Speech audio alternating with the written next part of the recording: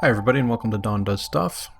My name is Don and this is your one-stop shop for all the interesting stuff I get up to and share on YouTube. Today I'm going to talk about why creativity makes it okay to fail, and I'm actually going to be using a little disaster I had while trying to use Resin. Basically what I wanted to do is I wanted to take something like this picture here, the jet kind of coming through the clouds, and work it into a little box mold with some resin and some clouds inside, sort of like a clear sky, and then a jet kind of sticking out of the top of it on an incline like that.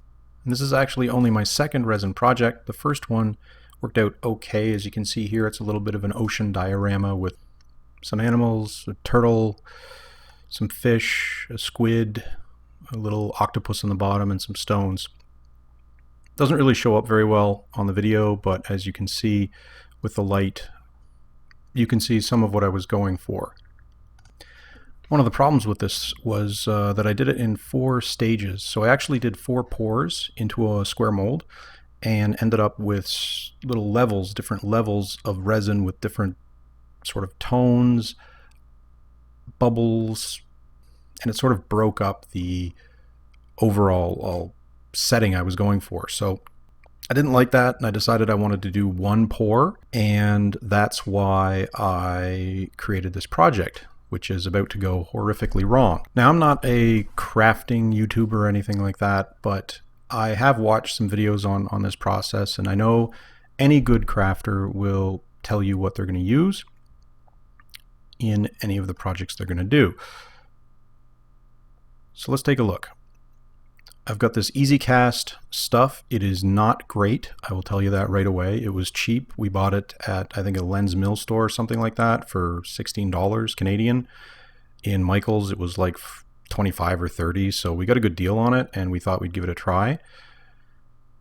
But yeah, the reviews on it are kind of like 2.5 stars, and I can see why after using it a few times.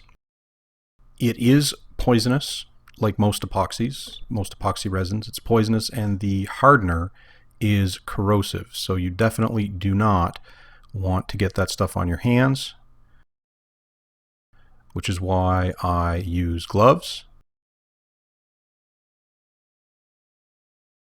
A couple of plastic glasses with marks on them to show how much I need to pour of each. So halfway is basically the epoxy, and then the other half is the hardener.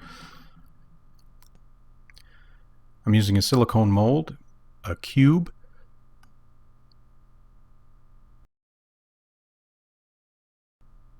some cotton balls that I've torn apart and basically just made a mess of, and a little, I guess, toy airplane. Not a dinky car exactly, but kind of that type of thing. It's a miniature Airbus or something. I don't know, maybe a 747. And finally, some stir sticks. Got to have them if you're going to work with resin. Anyway, the rest of this video is kind of going to be sped up mostly because crafting really isn't the point of it.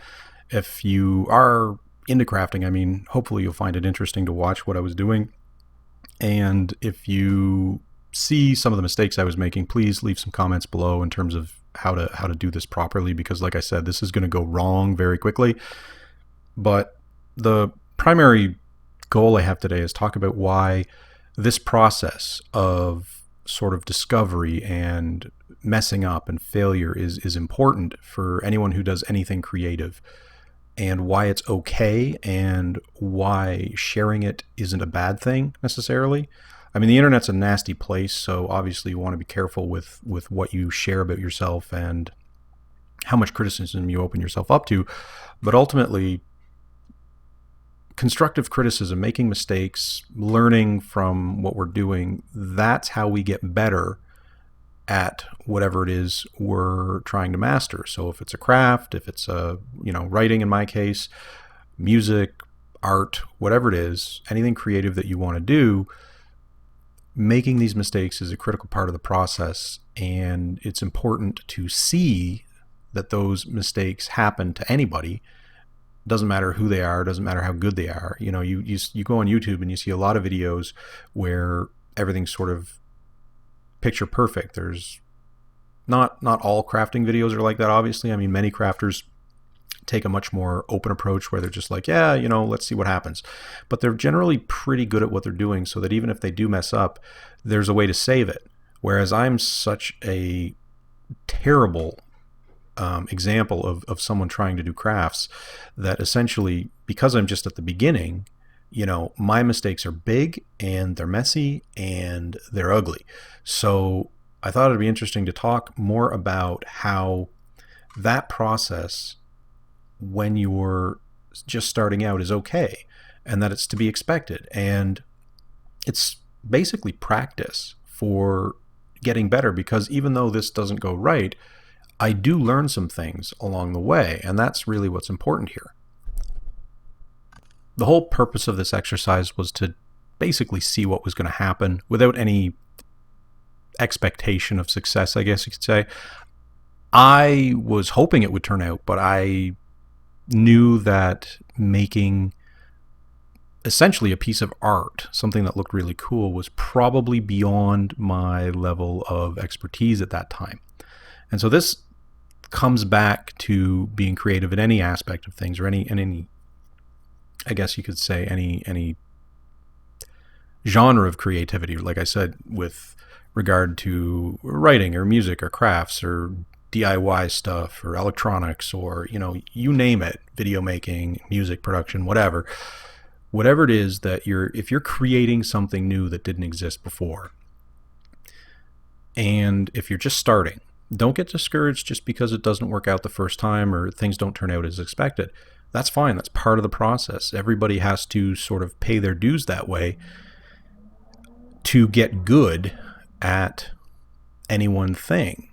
If everything was super easy all the time, everybody would be geniuses and the world would look like a very different place. So skills take time and effort to master, and that's perfectly fine. And that's why it's okay to share things, I think, at least, my opinion anyway, is that it's okay to share things that aren't super manicured and super polished, and to just put it out there so that, yeah, you're exposing yourself to criticism, I suppose, but on the other hand, you're also giving yourself that room to grow. You're basically saying, you know what, I'm a big enough person to accept whatever comes out of this. Having said that, though, I do think it's important to note that it's not okay when people try to destroy you just because you're doing something interesting or something that you like, and you're not as good as someone else is at it. So if you're exposed, or if someone exposes you to that kind of nonsense, I think that's 100% inappropriate. I don't think that there's any place for that, because ultimately, if you don't have something nice to say about what someone's doing, and you don't have something constructive to offer, so if you're going to offer criticism, make sure that it's constructive to the point that the person benefits from it. So it's not just you saying, oh, I wouldn't have done that, or oh, that's stupid, or whatever, but rather, oh, have you tried this because this type of technique helps, or have you thought about this idea or that idea?